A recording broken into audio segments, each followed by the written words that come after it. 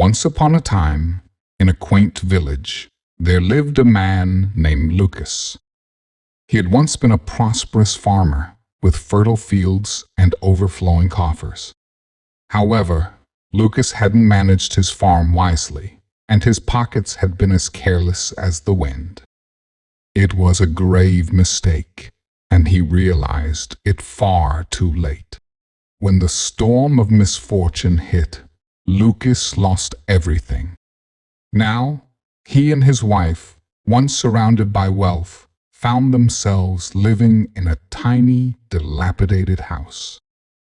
In truth, it could hardly be called a house, for the cracks in the walls allowed the cold to seep in, and raindrops danced through the holes in the roof.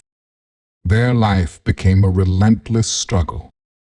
Lucas and his wife had always yearned for a child, but during their years of plenty, God had turned a deaf ear to their prayers.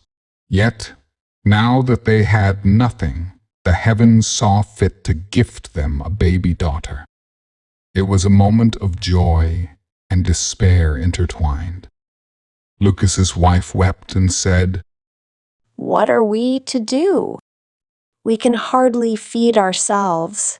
How will we care for this innocent little soul?"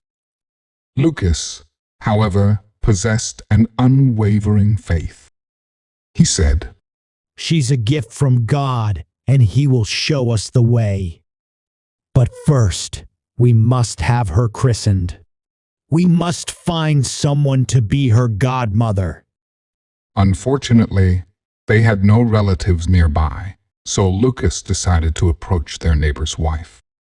The response was disheartening. "My husband and I are as poor as you are," she lamented.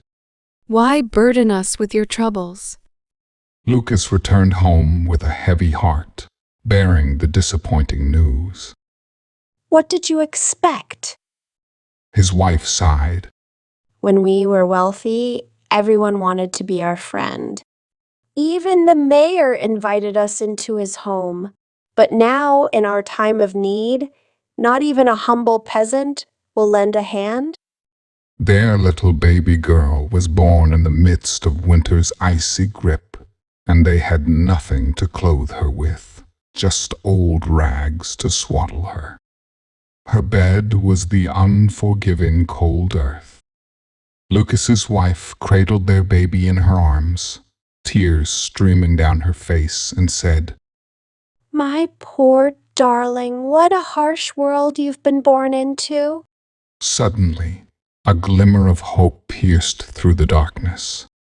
Lucas's wife had an idea. She told him to go and ask the mayor's wife to be their child's godmother.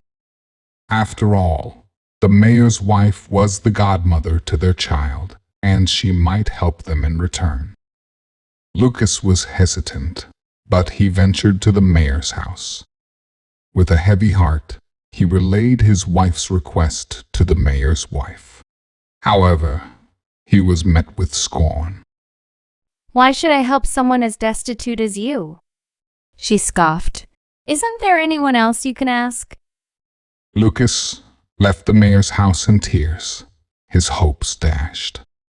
But he refused to be discouraged. Determined to have their child christened, he decided to take matters into his own hands. Wrapping their baby in a tattered blanket to shield her from the bitter winter winds, Lucas embarked on a journey. He carried his precious cargo along the road, with nothing but determination lighting his way. After several hours of walking, Lucas encountered an elderly woman, dressed in ragged clothes, walking with the weight of years on her bent legs. Hesitating for just a moment, he approached her, explained his dire situation, and asked if she would be the godmother to their baby.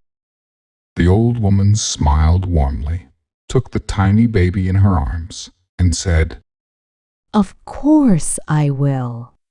It would be an honor to be godmother to such a sweet child, especially with a father who loves her so dearly.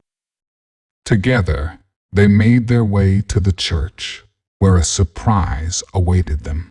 But that's a tale for another time.